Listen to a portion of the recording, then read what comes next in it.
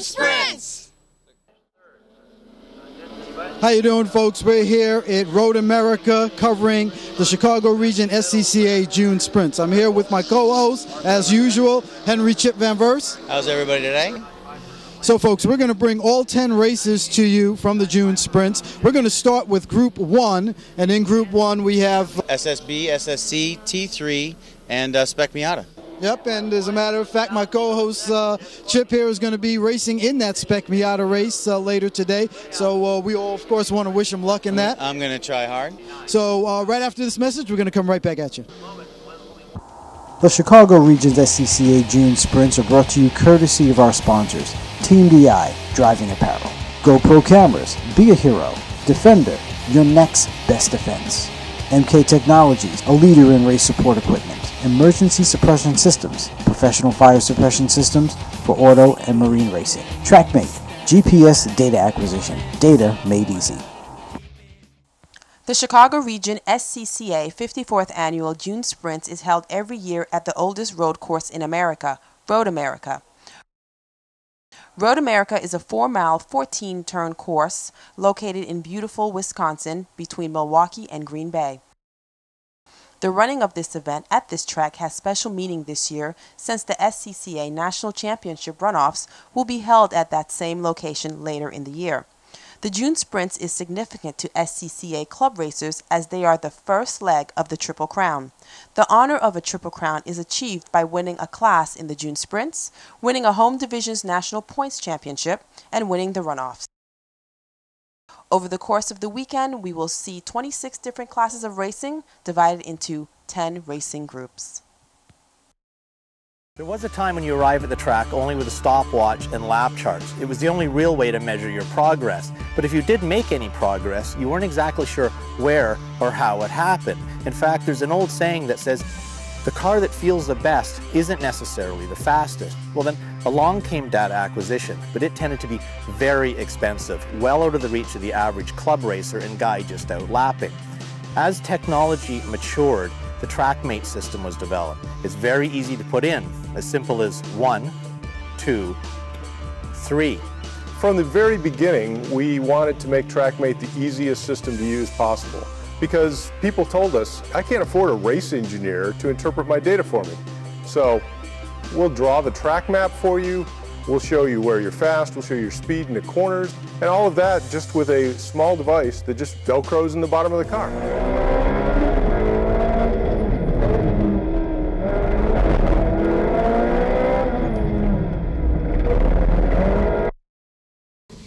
Hi, I'm Peter Keene, SCCA CRB. Going to take you on a tour of the paddock and explain some of the classes that you're going to see this weekend.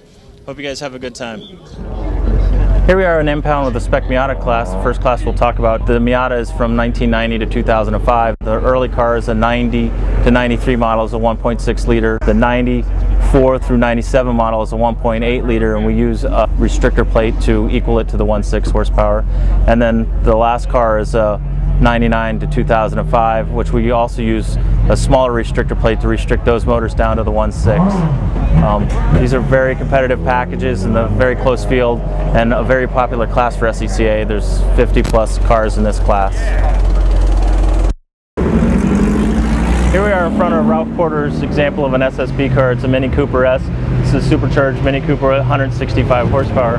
Essentially the SSB class runs from 165 horsepower to 225 horsepower, and they're pretty much sports cars. Z4s, Mazda MX-5s, Pontiac Solstice. This class allowed a little bit of a factory handling kit. Mazda MX-5 gets a MSR package. ZOK is for the Pontiac Solstice. But other than that, they're pretty much showroom stock cars right from the factory, full interiors.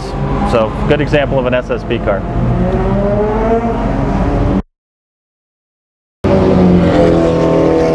Here we are in front of Joel Liparini's SSC Honda Civic Si.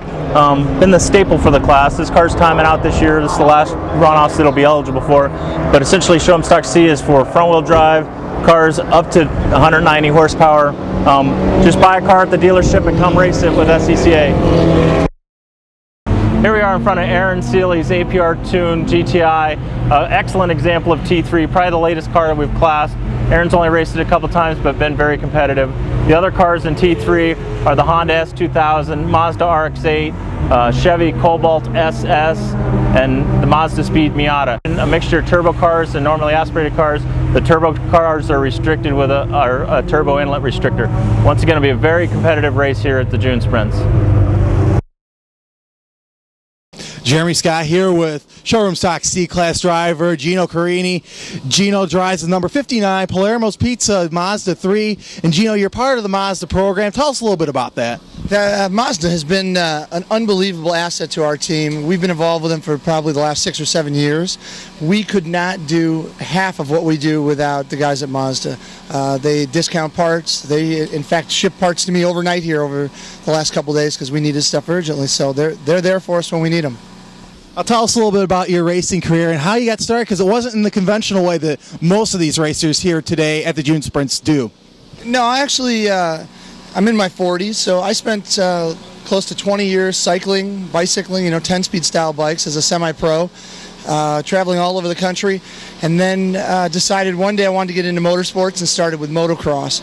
From motocross, I went to snowmobile racing, and from snowmobile racing, it kind of segued into cars. So I started with a production car, and from production, we went into a Mazda program. So it's been about 9 years now. And what is your favorite thing about auto racing, besides you're enclosed in four wheels and really fast? I think for me, it's my two sons who come to the track with my wife. My boys are named Mario and Enzo. Some might say after Mario Andretti and Enzo Ferrari, but just coincidence.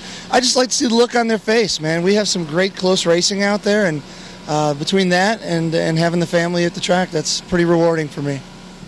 Well, guys, Gino Carini is indeed a racer at heart. After all, who names their kids after two of the greatest names in racing? Stop the madness of paying way too much for motors in Spec Miata. The answer to the problem is here. SpecMiataEngines.com. We sell SCCA, NASA, and EMRA, SM, and SSM legal race engines. We sell quality racing engines built by Rossini Racing Products. If you are looking for race-proven, reliable power, look no further. Visit our website, SpecMiataEngines.com, or see our link on GoRacingTV.com. Kicking off our coverage of the June Sprints, Group 1. And it was of all T3 first two rows in the start. Richard Fisher on the pole out of Glencoe, Illinois, in a VW GTI, clocked at 2:42.1 and 0.3 of a second behind Fisher. John Costello out of Dallas, Pennsylvania, in a Honda S2000, and rounding out the top three with the less than a second and a half separating those cars, Kevin Fandozzi out of St. Joseph, Michigan, in the Chevy Cobalt SS. And fourth, the T3 of Aaron Staley out of Minneapolis, Minnesota, in the VW GTI. Three different marks of cars in the top four with less than a second and a half separating them. That's good T3 racing. Pittston, Pennsylvania's Joe Liparini set the fast time in Showroom Stock C. Second in Showroom Stock C, New Braunfels, Texas's Joe McClugan. And third was Eric Van Cleef out of Huntsville, Alabama, in a Toyota Celica GT. In the always competitive Spec Miata, Jim Drago came out with the top time out of Memphis, Tennessee, but close behind him, Pat Sandlin out of Cordova, Tennessee, and Jeff Labonte from Cape Coral, Florida.